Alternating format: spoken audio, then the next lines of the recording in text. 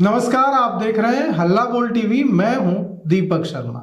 एक बहुत ही चिंताजनक खबर आ रही है हर उस व्यक्ति के लिए जो बिहार का एक जागरूक नागरिक है।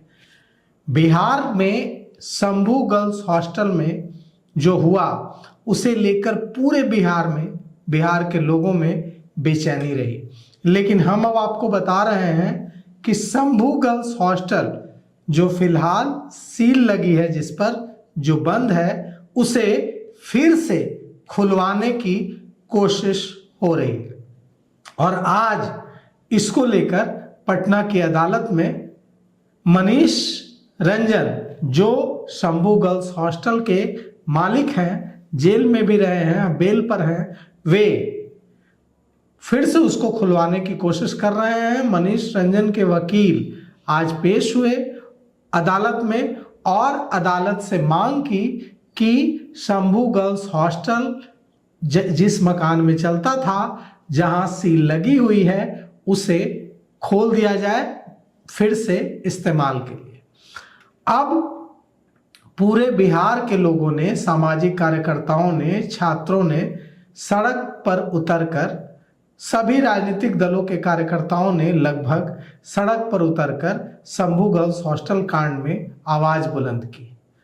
अब अगर शंभू गर्ल्स हॉस्टल की पर लगी सील हटाने की कोशिश की जा रही है तो ये कितनी चिंताजनक बात है, क्योंकि अब तक सवालों का जवाब नहीं मिला है। इस सवाल का जवाब नहीं मिला है कि उस छात्रा के साथ क्या हुआ। इस सवाल का भी जवाब नहीं मिला है कि अगर कुछ हुआ तो किसने किया, कौन है दोषी। किसी सवाल का कोई जवाब न तो पुलिस दे पाई है और न ही सीबीआई दे पाई है। कोर्ट में मामला चल रहा है, केस चल रहा है। कोर्ट ने फटकार भी लगाई है सीबीआई को, और यहां तक कि मनीष रंजन को बेल मिलने के बाद सीबीआई की, चूंकि सीबीआई की ओर से चार्जशीट न हो पाने के कारण मनीष रंजन को बेल मिली, तो उस मामले में अदालत ने, मनीष रंजन को बेल मिलने के मामले में अदालत ने उन सीबीआई अधिकारियों पर कार्रवाई करने के लिए कहा, सीबीआई को, जिन अधिकारियों की लापरवाही की वजह से चार्जशीट फाइल नहीं हुई और मनीष रंजन को बेल मिली। अब मनीष रंजन को बेल मिल चुकी है और मनीष रंजन अदालत से बेल पर बाहर। अब कोशिश हो रही है शंभू गर्ल्स हॉस्टल का ताला खुलवाने की, शंभू गर्ल्स हॉस्टल में जो सील लगी है उसे खुलवाने की। शंभू गर्ल्स हॉस्टल का जिस मकान में शंभू गर्ल्स हॉस्टल चलता था, वो मकान मनीष रंजन का है। अब मनीष रंजन के वकील आज पेश हुए हैं, बहस हुई है इस पर कि शंभू गर्ल्स हॉस्टल में लगी सील खोल दी जाए। एक बार पहले भी आवेदन दिया गया था मनीष रंजन की ओर से शंभू गर्ल्स हॉस्टल वाले मकान की सील हटाने के लिए। तब आवेदन पर सुनवाई के बाद अदालत ने उसे रिजेक्ट कर दिया था। फिर आवेदन दाखिल हुआ और आज फिर उस पर बहस हुई है।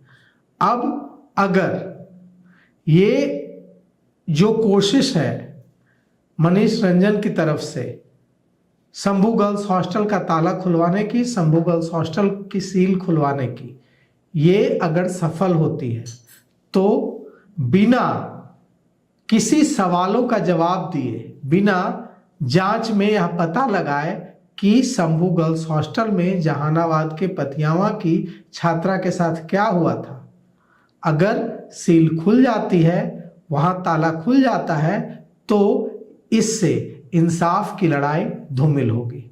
ऐसे में जो भी इस छात्रा की लड़ाई लड़ रहे हैं, उन सब लोगों को चौकन्ना रहने की जरूरत है, क्योंकि उन्होंने इंसाफ दिलाने की लड़ाई पटना से जहानाबाद से लेकर पटना तक और पटना से लेकर दिल्ली तक लड़ी थी। अब एक बार अगर इस तरह की कोशिश हो रही है कि शंभू गर्ल्स हॉस्टल जिस मकान में चलता था, उस मकान का ताला, उस मकान की सील खुल जाए, तो अगर ऐसा हो जाता है तो इससे जांच और प्रभावित होगी और इंसाफ मिलने की जो उम्मीद है वो और धूमिल होगी। तो आपको क्या लगता है, शंभू गर्ल्स हॉस्टल का ताला खुलना चाहिए या छात्रा को इंसाफ मिलने तक, जब तक जांच चले तब तक उस जिस मकान में वो हॉस्टल चलता था उसे सील ही रहना चाहिए? आप अपने विचार भी कमेंट कर जरूर दें। तो फिलहाल इस पेशकश में इतना ही। आगे की खबरों के लिए देखते रहिए हल्ला बोल टीवी। शुक्रिया।